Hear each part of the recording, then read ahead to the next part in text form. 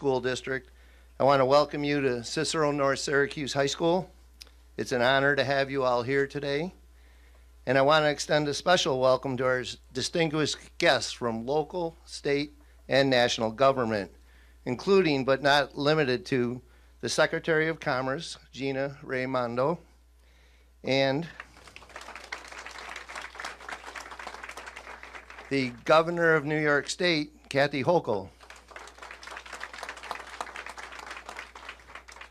along with representatives from Micron, the American Federation of Teachers, and the New York State United Teachers Association.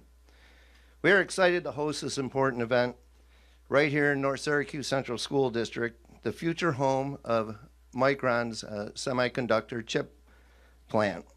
The impacts of our growing partnership will come to life right here in these hallways and classrooms, along with classrooms throughout Central New York and New York State over the next several years. This meeting reflects the strength of collaboration between education, industry, and government. Micron's decision to invest in our community, building a multi-billion-dollar facility within the district, is a transformative opportunity for students, families, and the greater Syracuse area. The partnership opens new doors for students, families, and it creates the opportunity for innovation, job creation, and education, and paves the way for a future where our students can thrive academically and professionally. Our collaboration with AFT and NICET ensures that as we grow, we continue to focus on delivering world-class education to every student. Their commitment to education, coupled with Micron's vision for the future, makes this an exciting time to be part of the North Syracuse Central School District and the Central New York community. Thank you for all being here, for being part of this exciting time, and once again, welcome to CNS High School.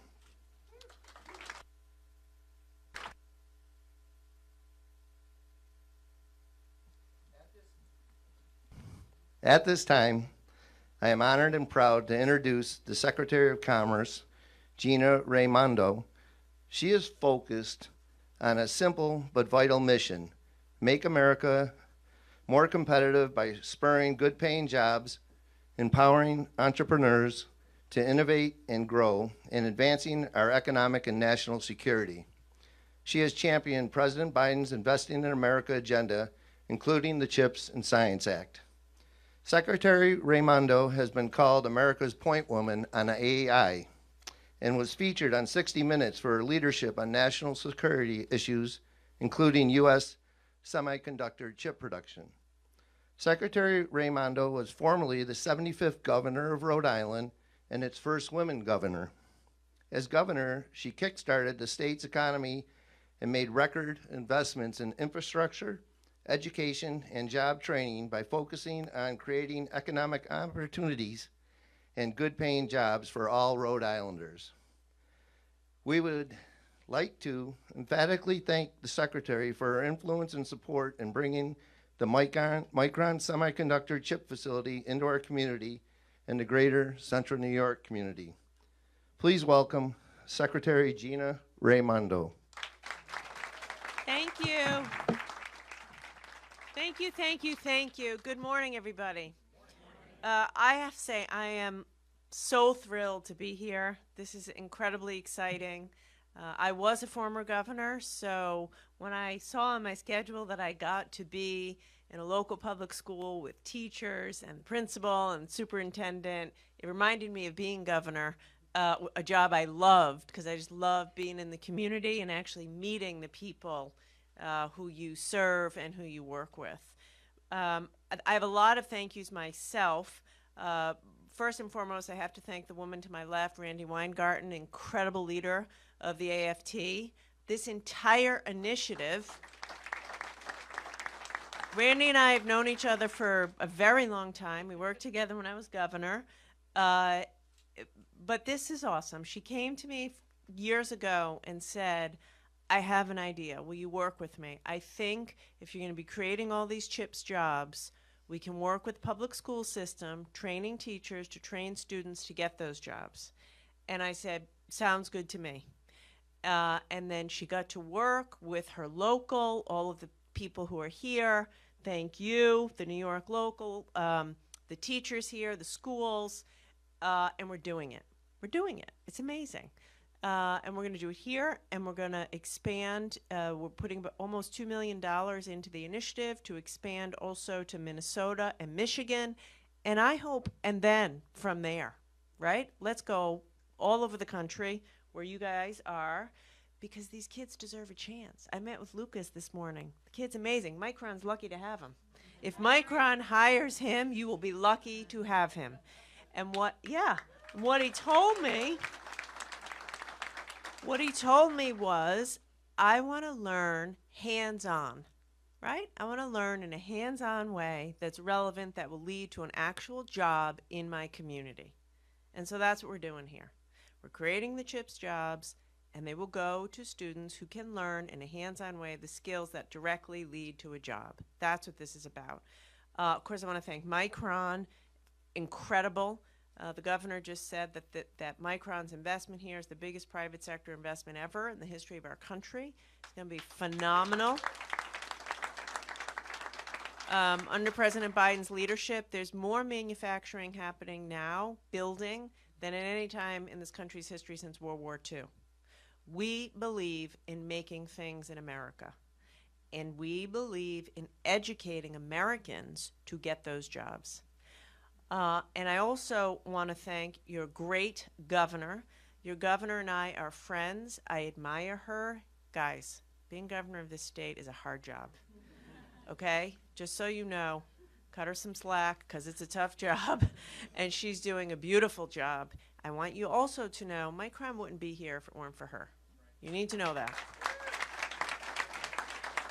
That's a fact. I was in the middle of helping the negotiation, but for her, Micron wouldn't be here, and but for Randy and the union and the teachers and all of you guys, the students here wouldn't be getting this program. And we're about to invest, as I said, a first investment ever out of CHIPS workforce we decided to do here.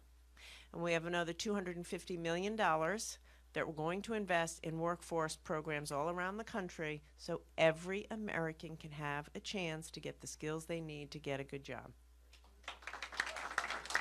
So with that, I want to turn it over to your great governor, Governor Kathy Hochul. Thank you.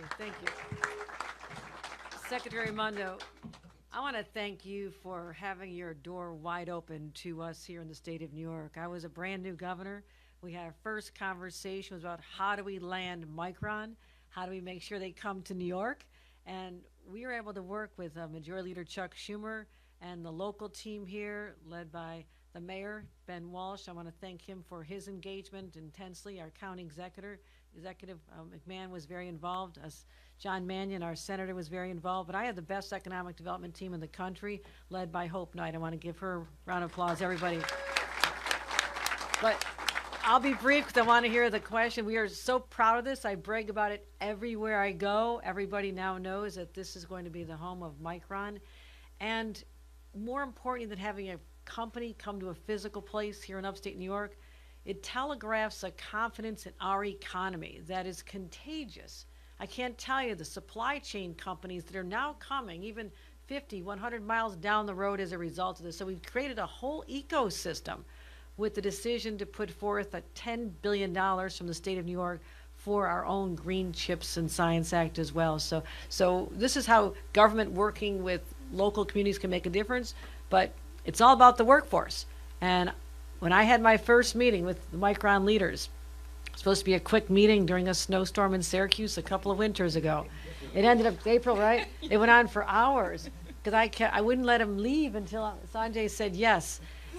But he made me promise I would get him the workforce he needed. And of course, I said, no problem. We're going to do it. This is New York. And today is about that.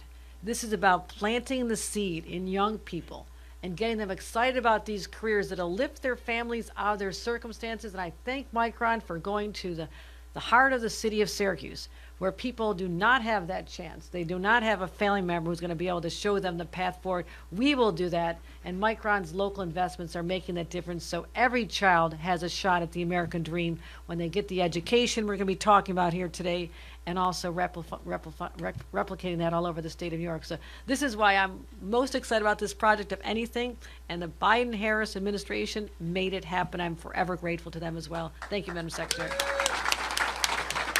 Thank you. Thank you, Governor. Oh.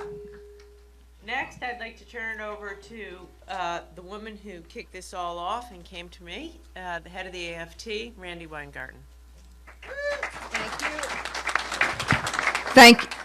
I'm going to do this and just do this and put that there. This is who teachers are. We're like, okay, if that doesn't work, let's do it this way. So I want to, I have a lot of people to thank too, and I'm going to do that in the context of a couple of things I'm going to say. When you are a teacher leader from a union, you don't get the benefit of the doubt. You have to fight for a lot of things to happen. And so when the Secretary of Commerce, when I said to the Secretary of Commerce, I have an idea, it's probably crazy, but I have an idea. And the Secretary of Commerce listens, asks a lot of questions, but listens, and then starts saying, okay, prove it, but let's see what we can do. And when then our amazing leaders of our locals and our amazing leader of our state organization and our leaders of our locals, including UFT and including all the Syracuse locals that are here, and I say, I have a crazy idea, would you trust me on it? And they say, trust but verify.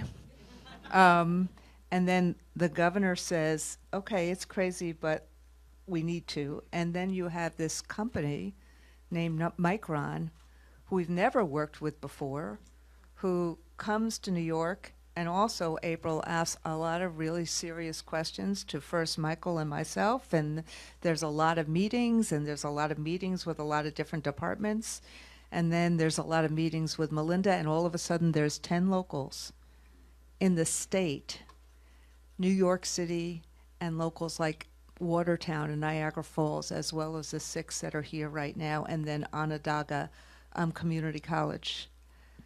This kind of network that really starts with, let's give each other the benefit of the doubt. Let's trust our teachers that are here.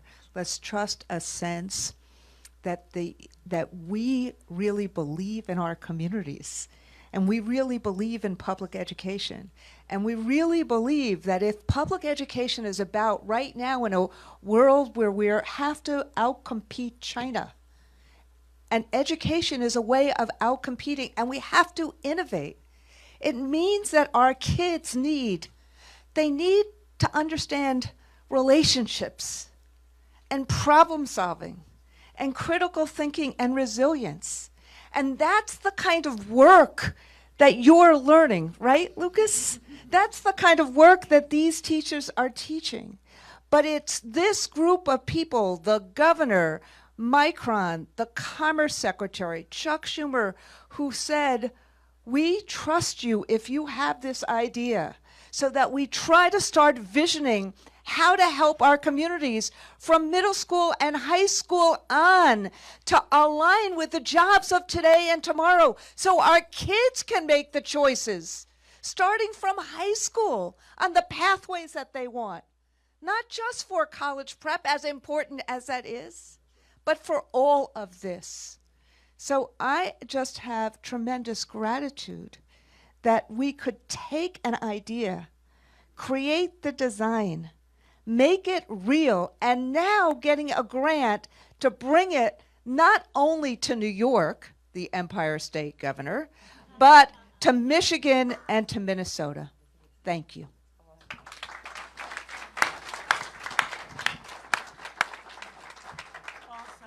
Awesome. April, tell us about the Micron perspective. Yes, absolutely. Good morning, everyone.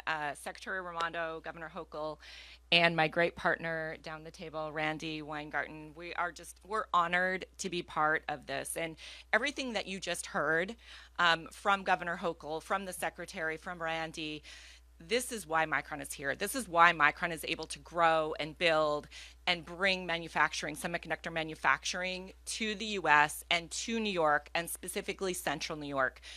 Of course, when we were making this decision, there was a lot of due diligence. As you can imagine, this is a big investment, and all of the financials, of course, had to work.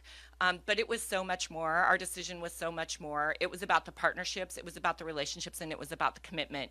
And I think you just saw that on display just now. And we couldn't be prouder to be part of this. I want to thank the governor for her co-investment with Micron in this advanced technology framework that we are rolling out and piloting in 10 school districts. $2 million from the state, $2 million from Micron, so $4 million in total to get this thing going. And Secretary Raimondo couldn't be more accurate in like what she saw is exactly what I saw as well. Randy had this vision. Maybe it was crazy for me in the business world. Actually, ideas like that aren't crazy. Like we're in technology, we're in innovation. We have to come up with crazy ideas. But Randy had the conviction, and we're so glad that we decided to form this partnership, co-invest with the state of New York. Now the framework is being deployed, and we're already seeing success, And this is just the first phase. This is just the pilot. Now we get to go scale this, certainly across the state. I'm sure many of you have already heard, we will be creating 9,000 direct jobs over the next 2 decades here in central New York for Micron. But across the ecosystem, it's going to be closer to 50,000 jobs. So this framework is incredibly important to build the workforce that will make these critical investments a success. And so I'm proud to be here today. Thank you, Randy, for your vision. Secretary Raimondo, thank you for your vision for bringing semiconductor manufacturing to the United States. Incredibly important. And Governor Hochul, you're a great partner, and you are the reason. Yes, I know my boss can ask a lot of questions and be tough, but you were on the other side of the table negotiating and really demonstrating to Micron what you will do to make sure we're successful here. So thank you. Thank you. Before we turn it over to the teachers and have this discussion, I think we're going to hear a video from the majority leader in the Senate, none other than Senator Chuck Schumer. I do have to say this. You know, I said earlier Micron wouldn't be here without the governor, which is true. Certainly wouldn't be here without Randy. It's true. There wouldn't be a CHIPS Act without Chuck Schumer. The whole thing rests upon having the $52 billion CHIPS Act, which is really it's the first piece of huge industrial strategy this country has done in decades. And anyone who knows the senator knows, like when he decides he's going to get something done, to deliver for New York, he does it. He does not rest until it happens. So he can't be here today. Obviously, he's working in the Senate, but to me, he's been an amazing colleague. But you should know it happened because of his just sheer will to get it over the finish line, to deliver for the people of Syracuse and all of New York. So with that, if somebody could please play the video. Hi everyone, it's Senator Chuck Schumer, and welcome to Syracuse, the heart of America's manufacturing resurgence. I've recognized upstate New York's potential for a long time, and I want to thank a few people helping breathe new life into the region. Secretary Raimondo, who along with President Biden and Vice President Harris has been a tremendous visionary for rebuilding American manufacturing and a true partner in making New York a major center of that effort.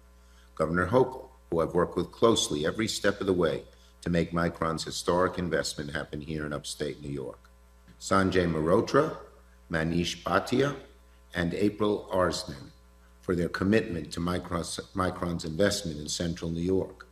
My friend Randy Weingarten and the AFT for their efforts pioneering with Micron to build the workforce of the future. And Ryan McMahon, Ben Walsh, Rob Simpson, and the many other state and local officials who've been there from the start. When I was writing the CHIPS and Science bill, I had Syracuse and upstate New York at the top of my mind. And after years of hard work to get the bill passed, the benefits for our region have been undeniable. CHIPS and Science is the reason Micron is investing in a new $100 billion megafab project in Clay. It's the reason the Buffalo, Rochester, Syracuse region received a $40 million Tech Hub Award, including funding for workforce training. And finally, it's the reason that we're beginning to build out the workforce of the future, starting in the classroom. One of my goals when writing CHIPS and Science was to finally put an end to the days of our children and grandchildren leaving the community because there were no jobs. To accomplish that, we need a workforce that can outcompete the rest of the world. So I made sure that CHIPS and Science included major investments in workforce training to train people today to fill the jobs of tomorrow. And thanks to the important partnerships like this one between Micron and the AFT, upstate New York has become a workforce hub for America's manufacturing renaissance. The partnership is putting in place a curriculum to prepare our students for the thousands of jobs Micron will be creating. This is a model for the nation. I commend Micron for working with labor, signing one of the largest project labor agreements ever, and partnering with the AFT for this workforce training initiative. You have my word to continue working to deliver the federal investment necessary to make these workforce initiatives a success. Thanks again. Great, thank you. Okay. Great, now we get to hear from the teachers who are on the ground. Oh, 5 minutes away. I had asked the governor how far away the Micron facility was from this school. It's 5 minutes away. It's incredible. I've said this is one of my favorite trips. I travel all over the world. I'm from Providence, Rhode Island. It's not that different than Syracuse. You know, Providence was once like, you know, you see huge, beautiful, grand hotels, just like Syracuse. You know, you see it's struggled because of deindustrialization. And now we're bringing it back, right? That's what this is really all about. Like Randy said, it allows America to compete in the world. So for me, this is like very emotional and an awesome, awesome opportunity to be with you. But I want to start with the teachers. Start with Ms. Williams, who I got to speak with this morning, and then you can turn it over to your colleagues. 2 questions for you. One is, how did you get prepared to teach the students? Because, you know, that's a key piece of the puzzle. And then how are you connecting what the students learn to what they will actually do when they get a job at Micron or another facility? Hi everybody, my name is Alexis Williams. Oh, should I take this off? Here, how about this? Oh, perfect. Adapt and overcome. All right.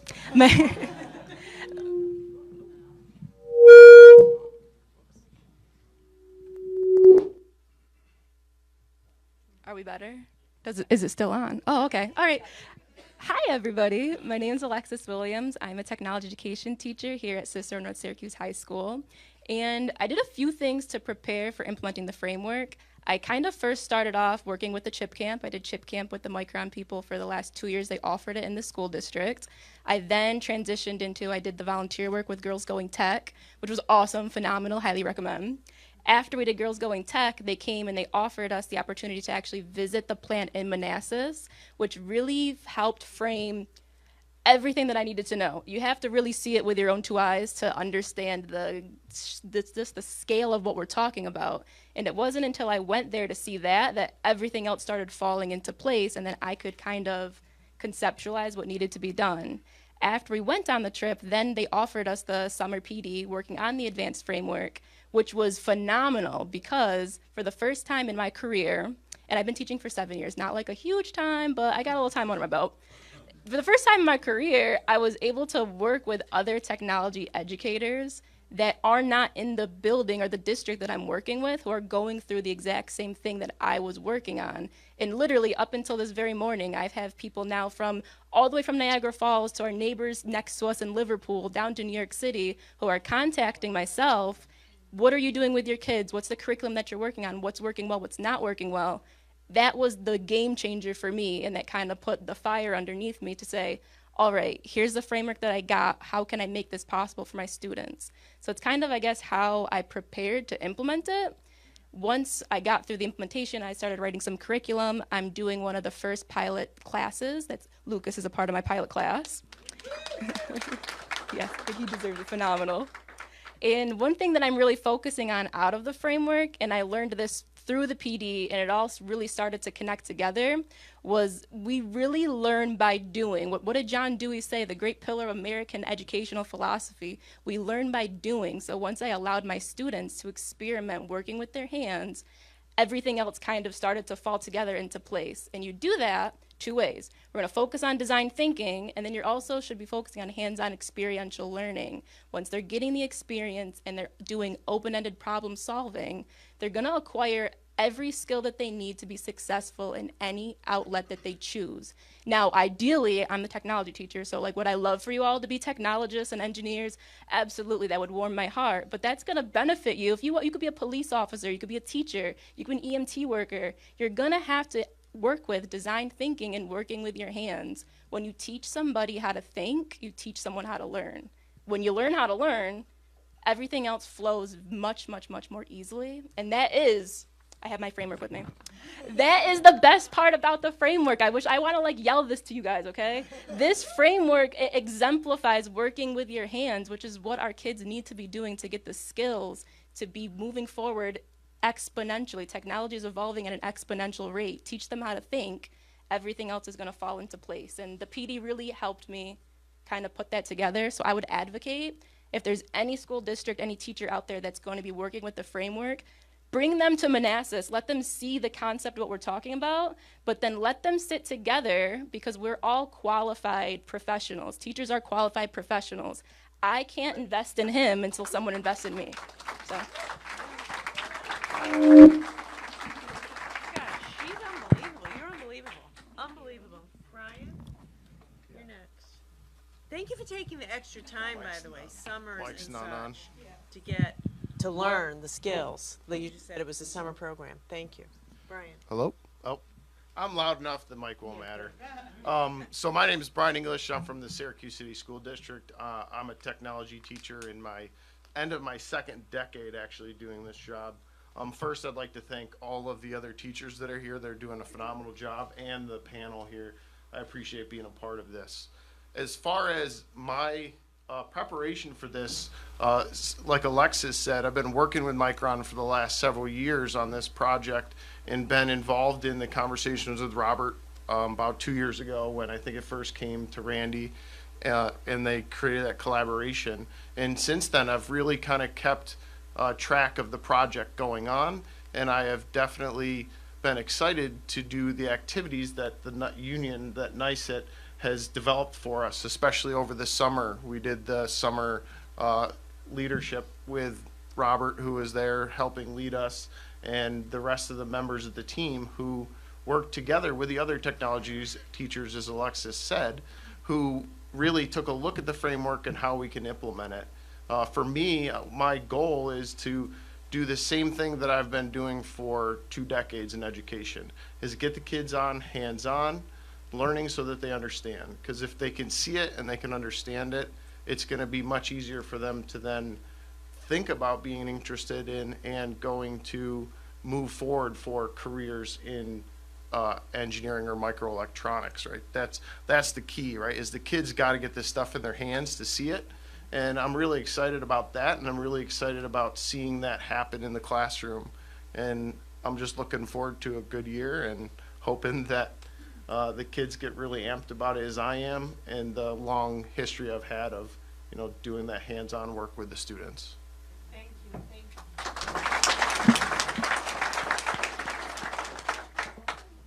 All right. Third time's the charm, I think. Pretty good. Hi, so my name is Sarah Loudon. I'm a technology teacher at Watertown High School. So we're about an hour or so north, a little bit if you're going towards Canada. This is my 6th year teaching. I love what I do, genuinely. Obviously, as a teacher, you get into it for the money and fame, clearly. But I love working with these kids every day. We have amazing kids, especially some of these that are coming up in this generation. So as far as preparing, we did all go to that professional development, which was great. Going to the facility in Manassas was amazing because you kind of get a picture in your mind, almost when you read a book, and you're like, okay, I think I've got a grasp on this, and then you get there and you go, whoa, okay, there's a lot to unpackage here. But being able to see it and see the passion for American jobs and seeing the variety of jobs, right? Because at the end of the day, this facility, we're not just talking these engineering and microtechnology jobs, which are important. We're talking everything from, human services to transport and all of these things that could impact our large groups of students. For me, I'm really excited to be able to give some of my teaching a why. So obviously we have a why. You go to school, you want to graduate. It's really, it's important. It's kind of a hallmark of entering your adulthood. But for a lot of students, they say, well, maybe my parents didn't graduate. We're doing okay, or they're not going to school, and they're doing okay. I'm excited to give them a why of when you go to school now, you're potentially getting ready for a career, and a good career. You can take care of yourself. You can take care of your family. Right? So giving that little bit of a why to our education is really exciting for me. So I really like to focus on these hands-on skills and even these personal skills, because that's really important. At the end of the day, you can be the smartest person in the room, but if people don't like working with you, I don't know how far you're going to get. So being able to implement this into my classroom, going to this professional development, working with other tech teachers has been amazing, because good teaching is kind of like kindness, that it's contagious, right? If you get teachers in a group, if you get a group of teachers in a room, you're probably not going to get a word in edgewise, okay? Because they're going to be talking, oh my gosh, I did this, oh, this reminds me. We love to shop talk, and that's this professional development was learning what this job's going to be and entail, but it's also building this network of teachers that can communicate and make each other better too. So that was a big part of prep for me.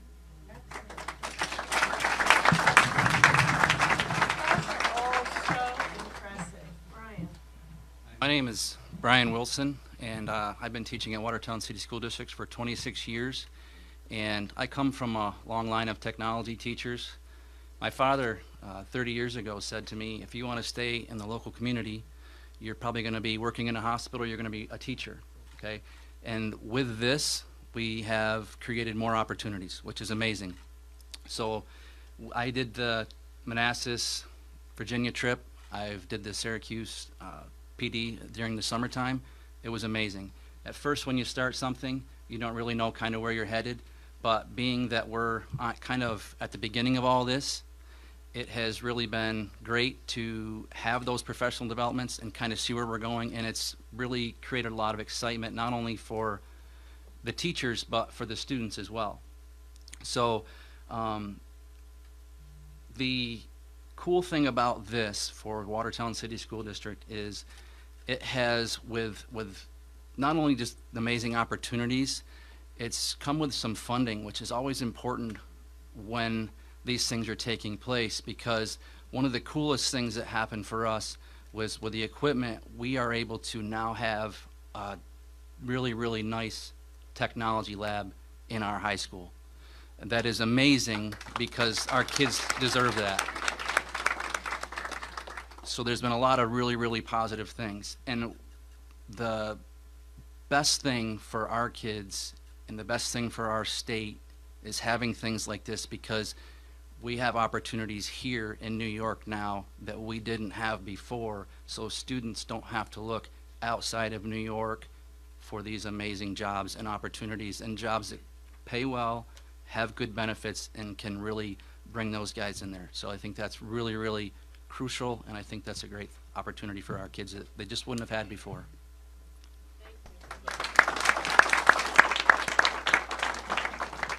You shouldn't have to leave home to get a job, right? This is home for people, and if they want to stay here, you ought to be able to stay where you're from and get a great job. April, I'm going to turn it over to you. Yeah, absolutely. People often ask why Micron is investing in things like this. And I think for those of you who are starting to get to know Micron, you are starting to realize and see evidence that Micron considers people strategy as a business strategy. It's not just something extra. Investing in workforce, our existing workforce, our future workforce, our communities where our workforce lives, is part of our business strategy. We spend billions of dollars in construction, in purchasing the equipment that produces our memory chips, in R&D to make sure that we are competitive and we've got leading edge technology. All of those investments, incredibly important, but none of them actually deliver return for our company if we don't have the appropriate people investments. So for us, investing in our future workforce just makes business sense. It delivers a return on all the rest of the investments. And for the scale of the workforce that we are going to need in this region, we're going to have to activate all of our options, all of our resources, all of our school districts and teachers, and partnering with all of the unions to make sure that we can together collectively bring this to life. And that's exactly what we are doing today. In terms of what we're trying to achieve and how we go do that with students specifically, you heard a couple of references to Chip Camp and Girls Going Tech, and thank you, Alexis, for volunteering to help us support those. We require a lot of teachers to pull those things off. We do go direct to students, but we know we just can't reach every student, but educators can. And teachers can. So the more we invest in our teachers to give them this framework, to give them the tools, to give them the lab, they're the ones who are really going to do the work in inspiring students to pursue STEM, to give them the skills and the capabilities so that they can be competitive for these jobs and they're prepared to enter these jobs, whether they want to start the moment they graduate, if they want to start in an apprenticeship program, or if they want to go on to community college or a four-year university or go into the military. And then when they return, they can go through a transition program that we've developed and they can join Micron. Lots of pathways, lots of options, but it starts with the educators, and they're the ones who are going to help make this happen. So we are grateful for the partnership. We know this is going to create the workforce that we need at the scale that we need, and it's going to create opportunities for everyone in every corner of Central New York and across the state.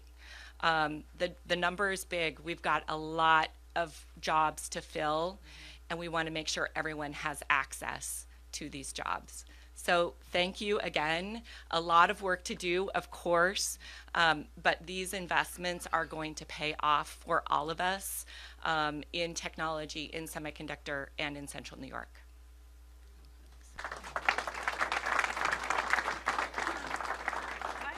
We have a couple of union leaders who are here who made this possible. So I want to start with you, Melinda. You know, I'd be interested to know how do you make it successful, working with these companies, and what are you learning in the process of doing this pilot that has made it successful and that we should, replicate in other places? Sure. So I want to really acknowledge Micron and the partnership that we have built here in New York State. The trips, as some have already mentioned, were so well received. People had a great time. They got to see, touch, and feel the work that their students will be doing in the future. And having Robert come and co-lead professional learning with us this summer really provided an opportunity for our members to play together and to put computers together and to develop a plan to make learning relevant and authentic for our students. And that is what we crave every single day. Educators are often asked, Miss, why do I have to learn this, right? I got that a lot. And we have great answers for those questions now, because we have been to see the work, and we have been there to actually tell the students, well, when I was on this trip and I went to see the factory and I saw this on the floor, I know how you're going to use this in the future.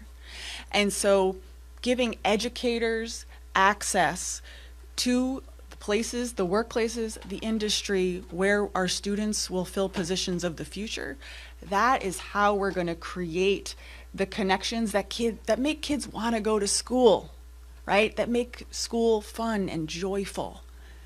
And that's what we're all about, right? We want them to learn, but we also want them to enjoy the work that they're doing and to have dreams and plans for their own future that include well-paying jobs and well-paying jobs here in their community. And so we're so grateful to be involved in this partnership, and we are excited to expand this and to do even more. Thank You're welcome. Yeah, I think for me, as someone who started my career as a teacher, I have enjoyed seeing the excitement in teachers, and then seeing Lucas here reminds me of the excitement of young people who participate in STEM programs, and I think that I'm just thrilled. And I would leave folks with three things. One is part of our goal is to nurture the dreams of students, but also support the hopes of communities like this. And then the last thing is that some of the most passionate and long-winded people, like myself, are teachers, because we have a lot to say. But I also think that the solutions for some of the greatest problems in our democracy sit with teachers. And so I want to publicly thank the educators for taking the journey, and have certainly enjoyed working with all of you and learning from all of you, and look forward to all of the next steps. Would also want to encourage people to look at the Educator Hub that we launched at Micron. It's an opportunity to scale our work for people who can't participate in this, and looking forward to some of the next steps. And the thing that Governor, it's not very public because it's something that we did because it's the right thing to do, is that we supported students in the 10 districts to attend Syracuse University for summer college so that they could take the first semiconductor course at Syracuse University this summer. And it was an amazing success. So just thank you for your support as well.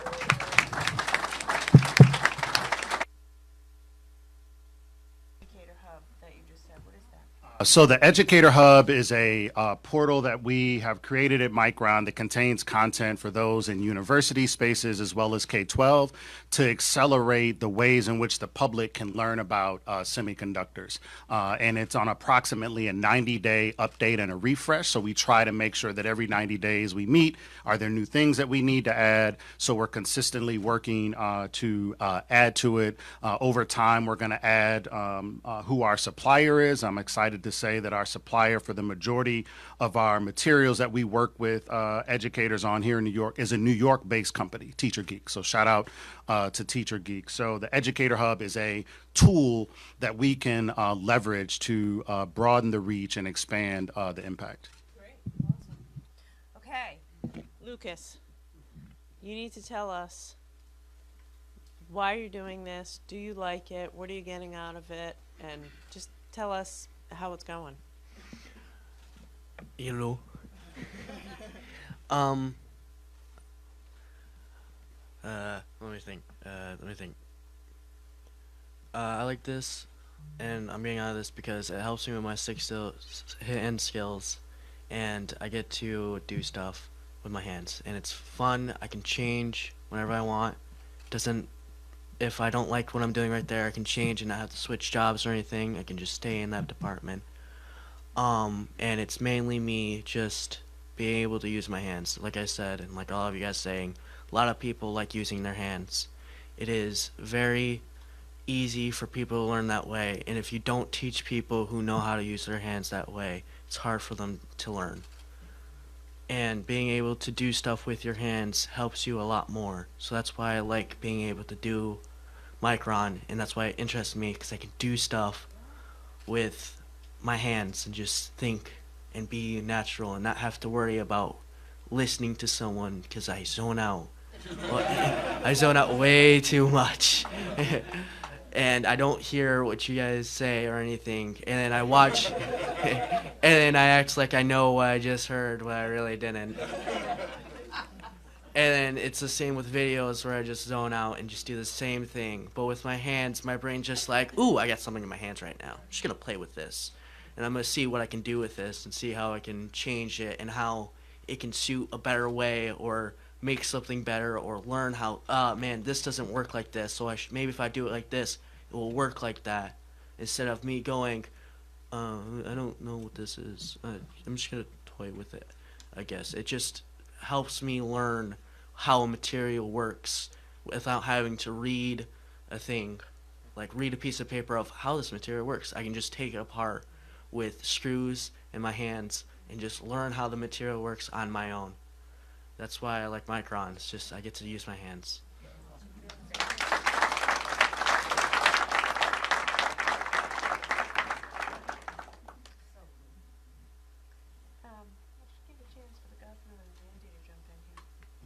No, the more I listen, I'm just my jaw is about to drop. When we landed Micron, I never could have anticipated the ripple effect that it has to our education system.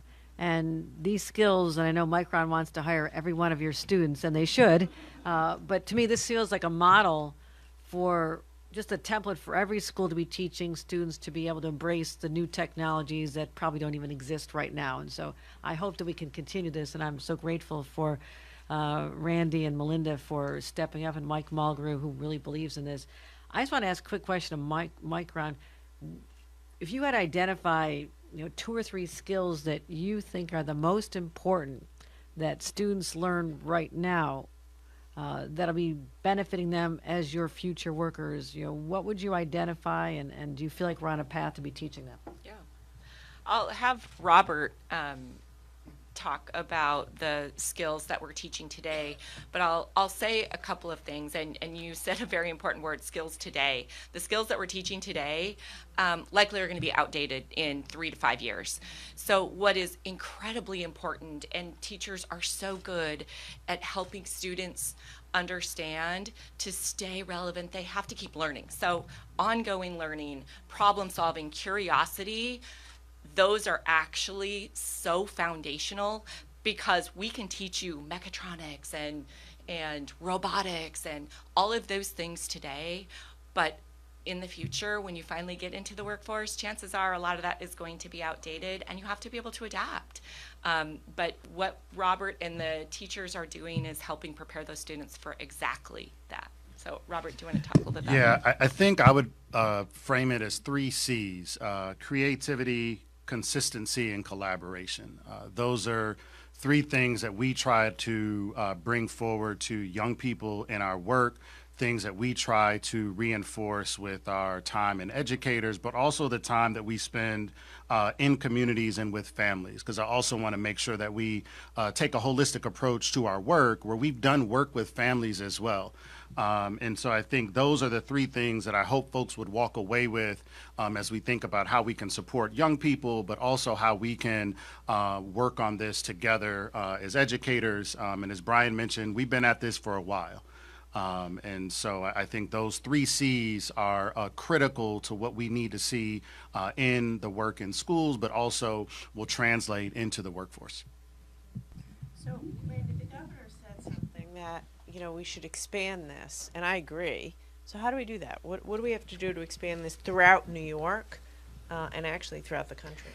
So let me just add to what Robert said about the 3 C's. I would add 3 more C's, which is critical thinking, caring, which you're hearing.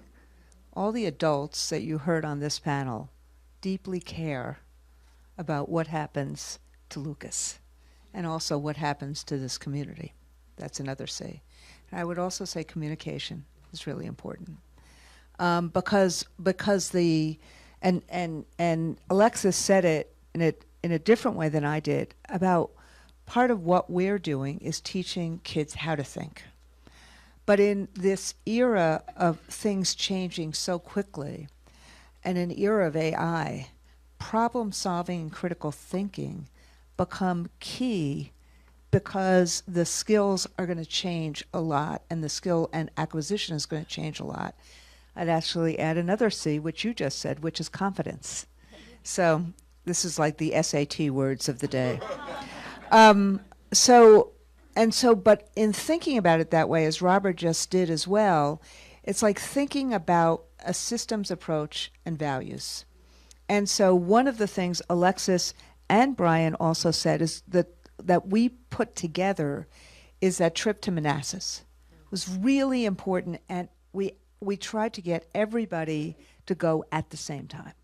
And so there we created a community as well as those aha moments. And then people from Watertown and New York City and from, from Liverpool and from Clay and from Cicero and all the districts actually started becoming a community with each other. So, and then the second was the PD that we did this summer, which is really important too. So all of a sudden the teachers were kind of in charge of and knew more than a lot of other people who were in the room. And the last thing I would say is what Melinda did doesn't get enough attention, which is, so Michael and I come from New York City. Okay, we come from New York City. That's both. I mean, I know a lot of the folks here because I spend a lot of time in Syracuse now. So, there could be a distrust. What Melinda did was say, let's put 10 communities together that are really different from around the state. And April said, yes, this is really important too. So what you have is that this has become a New York State project. It's become a Syracuse project, but it's a Watertown project. It's a Niagara Falls project. It's a New York City project. It's an Onondaga Community College project. So that systems approach that we didn't know it would work, but the putting a bunch of communities together, having the teachers see, be able to touch, feel, the company being really present in all of this, the professional development. So we started with that kind of systems approach and those kind of things. Now, the harder question is what you just asked, which is Micron and AFT are now true believers. The Commerce Secretary, the Governor, true believers. What do we do with the other semiconductor companies? So one of the things by moving into Michigan, which is, we hope, where Micron is also moving into, that starts creating a whole nother community. Polar, Minnesota, a whole nother community. Then what I would actually argue is that we don't just do this with advanced manufacturing. We do this with a healthcare pathway. We do this with a pre-apprenticeship trades pathway. And we start thinking about junior high school and high school as the different kinds of pathways so that teachers and kids can, with their hands and their minds, dream, experiential learning, rethinking what we do in high school, because 60% of kids in America don't go to college right now. How do we align? And Madam Secretary, you are really critical in all this. How do we align the jobs of today and tomorrow with the workforce and the communities and the public schools that we have dotted in every single one of those communities? So thinking about advanced manufacturing as a pipeline, thinking about healthcare as a pipeline, thinking about all these other things. I'll say one last thing. Both Michael Mulgrew and I started in CTE schools. We fought to keep CTE schools. He and I, that's how he and I met each other. He fought to keep Grady open. I fought to keep Clara Barton open. We fought to keep SHOP. We fought to be able for kids to work with their hands. So I was an AP Gov teacher in a CTE school. We understand how experiential learning is really important. Thank you. Yeah, I didn't know that, Randy. So that's so interesting. What she just mentioned a company called Polar. For those of you who don't know, 2 days ago, we at the Commerce Department made an announcement that we're giving $123 million of CHIPS money to a company called Polar, which makes power chips for airplanes and cars, and the company's in Minnesota. So they're going to double, with our money, they're going to double in size. And we have to figure out how to do this in Minnesota with Polar. So it'd be great if Micron could help us educate Polar, I don't know. The governor of Minnesota is busy at the moment, but what? A lot of room here in New York. So we'll figure that out later. But we need you guys, everyone. I should be a teacher. I'm giving homework. We got to help these folks in Minnesota to do exactly this. Because the thing that I've learned, I did a lot of this as governor, you need the company. You really have to start with the jobs. You have to get the commitment from the company to do the hiring. I mean, I don't know, Lucas, how would you be, how do I ask this with not putting you on the spot, but like, you must be interested to take this because you're going to get a job at Micron. Would you be as interested if Micron weren't here? Yeah, I would. If Micron wasn't here, I would feel like that I wouldn't really need to do it because I would have to go farther away to be able to do it where I want to stay in New York City because it's my home. It's where everyone lives. It's where I know. Well, and I have to go for unfamiliar territory. I would feel like that I would not work at Micron anymore because it's harder. Well, it would be hard for me to get a job there because I would have to travel states and the schools wouldn't be teaching me how to do stuff in Micron anymore. So. Yeah. So that's the key. And so if we wanted to do this with, say, healthcare, we would have to begin with healthcare companies, hospitals, et cetera, who step up to the plate and say, we're going to help you with the curriculum and we're going to hire the people. Your point on... And we're doing that with the Bloomberg Foundation. We've done it. So we're doing that. Bloomberg Foundation has done about 12 pilots, of which we, AFT, are in the midst of 4 of those 12 pilots. We've done it in Washington, D.C. We've done it in New York City. We've done it in Boston. But it is, frankly, the same model that we've learned in what we've done with Micron and with you. That's interesting. You mentioned that someone called me America's point person on AI or the government's point person on AI. So you know, we're going to be building a lot of AI data centers in this country. Take a guess. I was surprised. I met with all the big companies the other day, you know, Microsoft, Google, Amazon. They're building these huge data centers all over the country. And I'm sure you'll try to get one or some. And we have our own. I'll tell you about that if you want. We have Empire AI, which was an initiative in our state budget last year. New York State is in the process right now of building the largest supercomputer for AI. It'll be outside of the private sector.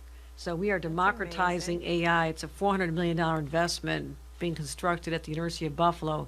And universities and our SUNY system and our city schools have all bought into this. So our teachers and researchers, and we can get federal grants, are going to democratize AI and put it in the hands of the public sector, because right now all those companies are building it for their own use. So we're the only state in the nation doing this, and we're doing it right now. It's underway. As usual, she's a step ahead. But what I was going to say is, then guess what the most jobs that these AI companies will create? The thing that they need tens of thousands of. Electricians. Is any students here? Any high school students? Go be an electrician. I'm not kidding. Electricians and pipe fitters. I'm thinking of this because, Randy, you just said pre-apprenticeship with the trades. Yep. So I was talking to the CEO of Microsoft, and they are kind of stressed, or not stressed, but, you know, anxious that this country needs tens of thousands of electricians because these data centers are complicated. The electrical work isn't simple. The cooling systems for all of these chips and such. And those are amazing jobs. Like you were saying, you want to work with your hands. Obviously, you need to know all of these C's, but we got to get on it because those are excellent jobs. You should hear what they're willing to pay for a fully trained electrician, and you'll have a career. You look like you wanted to come in on this topic, Melinda, or anyone want to come in on it, but we've got, you know, these are real. This is real. AI isn't just, you know, MIT electrical engineers or coders. we need everything else, and they're good jobs, and we can do these pre-apprenticeship programs just like this. Yeah, I was just going to add, there's been an evolution over time of how people think about career and technical education. And I think it's really important for our students to see that this work is respectable, good job work, right? And I think there's been an overemphasis on everyone must go to college, must go to a 4-year college, you know, but what's really important is that our students are finding the path that excites them and that makes them want to get up and go to work every day, right? That's what we ultimately want. We've narrowed our curriculum to such an extent that a lot of the good stuff that brings students joy, music, the arts, right? All the hands-on stuff has been really sucked out of our schools, and we're busy putting it back piece by piece right now. But it has to be a priority for us as a nation that we get back to that type of work. Yeah, that's so true. I've got a note that says I need to wrap up. But I do want to I have a couple minutes left. First, I want to thank you for hosting us, this school. I want to thank the teachers. I really admire you. You've been doing this for 20 years and still bring the energy every day. All of you guys bring the energy every day. Spend your summers learning new curriculum to do this. Every single one of us has a teacher who made us better. So I want to thank all of you. I especially want to thank the educators. I want you to know I'm deeply committed to doing this. But I've learned a few things today that I'm going to take home with me about how to make this successful so that we can replicate it. That is the key. I guess I'd like to give each person just a minute or so, or maybe 30 seconds. And we'll start with you, Robert. You know, what should we know? What should we know? What have you learned in doing this work that everyone here should know as we leave today and try to replicate and scale this success? I'm reminded that we all need to continue to support teachers in this work, whether it's volunteering in their classroom, whether it's giving money to support like the projects that they may have, the innovations. And the last thing is we need to make sure that we answer when Lucas calls. So when Lucas shows up, somebody needs to answer his email. Someone needs to be there to support him, to take him to lunch. And Lucas, you can call me. You should. Sarah. So I think for me the biggest takeaway, but also thing I'm most passionate about with this, is really focusing on community and being local, right? So Watertown's not a big city; it's relatively small. We lose a ton of our younger population to moving away to bigger cities or out of state because they can't find this good work, right? And to have a successful, I think, community, state, country, you need that solid foundation. When students and young people have to move a lot, they break some important bonds maybe, like you should be close with family, you should be able to do these things, and a lot of our students really crave that. So I think having something that's local and in the community is going to be really strong to rebuilding, and just for us as people in general, right? Having that solid foundation to build on top of, I think is going to make this successful, and I'm excited to see where it goes in the future and how it impacts my community. Thank you. Brian. I just want to echo what I had said before, is the part that's the most important here is the kids seeing what they're going to be doing. And I've, for 20 years, tried to do that. Like, everything should be hands-on, and everything, like Lucas has said, that's what he was the most excited about and said it a lot of times, is that for us as educators, we need to really show the kids what their opportunities are and show them what is available to them, and that comes in many different forms. It might be that physical form, it might be a video, although Lucas doesn't like videos, so I'll remember that for Monday. But as far as what we're doing here, is this work just has to continue, right? Like, this team that's been brought together is what's going to make this work. The teachers that are part of this panel are only a small part of the larger community, like Sarah is saying. And I think it's just fantastic to see it continue, and I'm just glad that everybody is really seeing the emphasis on this and how important it is, because for a long time, like Melinda said, shop or CTE or trades was a dirty word for a long time, right? It was like, oh, those kids go over to that career, right? It's something for everybody, and that's important. Everybody can be a part of this, and there's a little bit of a piece that they can learn from this and then go on to do any one of those things or any one of those careers that are good, hardworking, blue-collar jobs.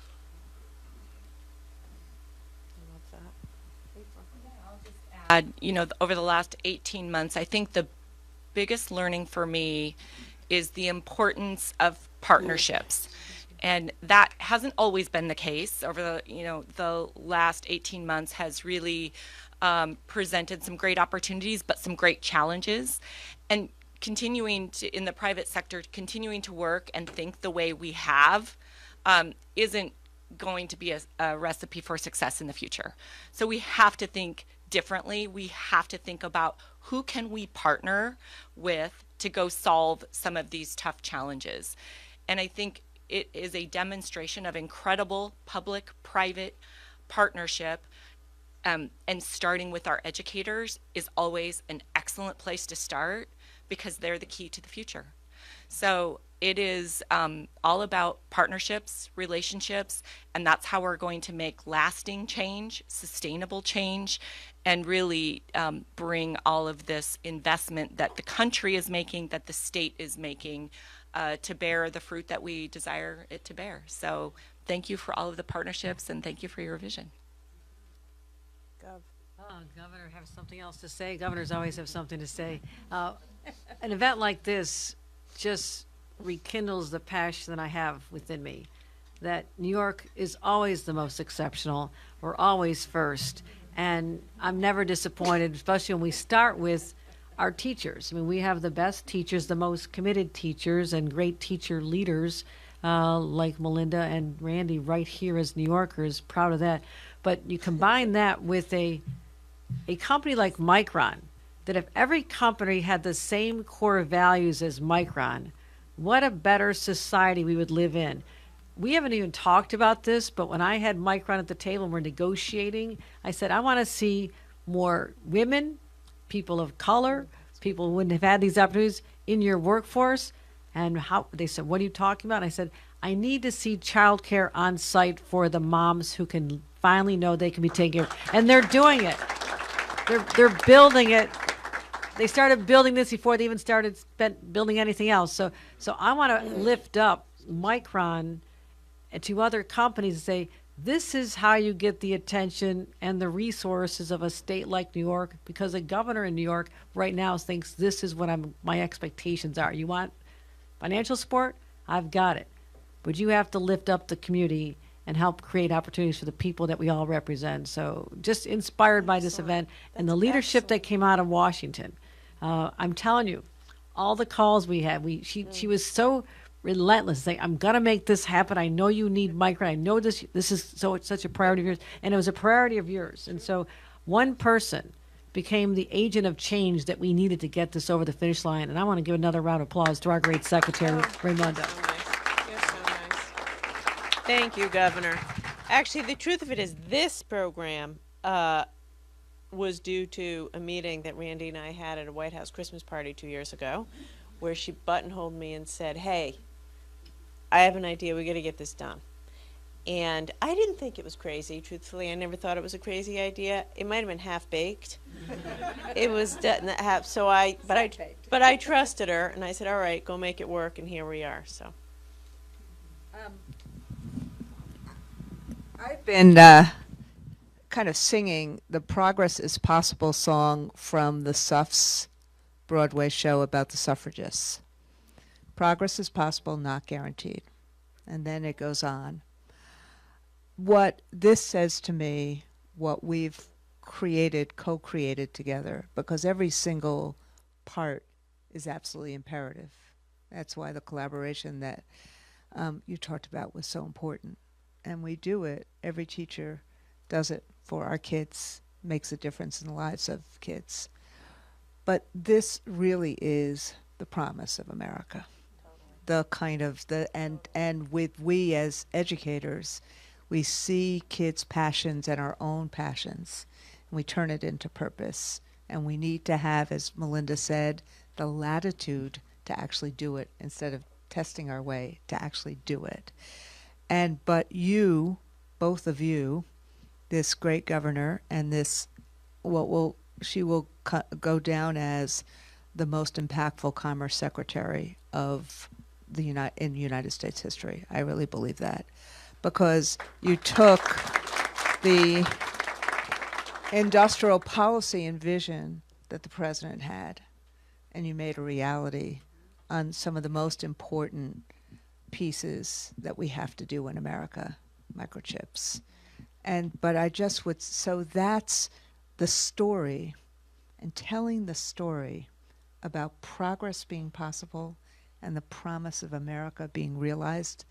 That's what I got from this forum. We have to keep telling that story, that progress is possible, and this is the promise of America. Thank you. Thank you. Alexis. I'm scared to move this. Okay. So a lot of this reminds me of something I tell all of my students when they walk through my door. It doesn't matter what grade they're in. And I tell them, when those toes touch through this doorway, we're done playing school, because we can't afford to compartmentalize our learning anymore. It's not about checking a box. We're here to prepare for something that you're going to use later on in your life. And I think this really exemplifies to them that I'm not lying. I'm not a liar. This is the truth. You're going to use all of these things to become an adaptable learner. And that's how we level the playing field. I really think the framework does a great job at making sure there's equitable access for everybody to reap the benefits of what we're talking about. Every child in my classroom is going to leave with the same experience. And then someone's there to tell them, this is the first step in the pathway. Here's the next step. A lot of people don't have someone at home to tell them, hey, you did this. Okay, now the next step is this right here. I wouldn't be sitting here today if I didn't have someone to tell me what my next step was going to be. So I think that Micron has done a really good job at allowing me to show them that it's equal access for literally everybody can do this. Everyone can achieve the same goal. But you got to stop playing school. We're not checking boxes anymore. We're learning the skills to give you the skills you need to go to college, get an apprenticeship. You do all of these things, you can go buy a car, you can buy your first computer, then you can apply for more jobs, and then that will take you everywhere that you want to go in life. So that's what I'll leave you with.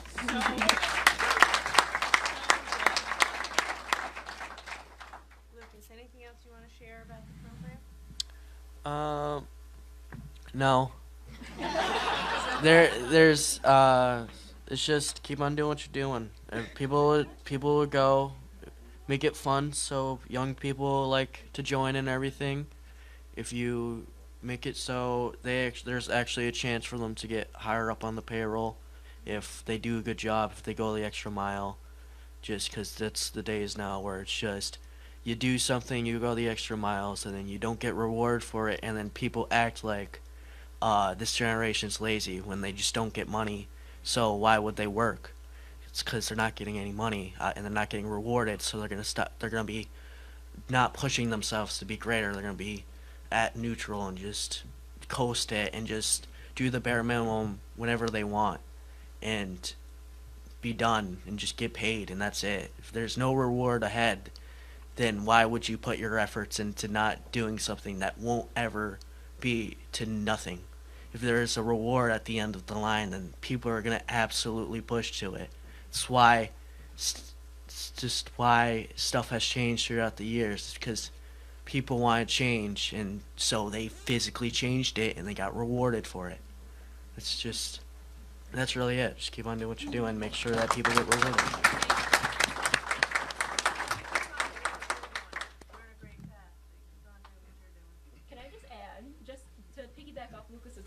Since I have to force you all to listen to me, I'm going to put in my shameless plug, all right?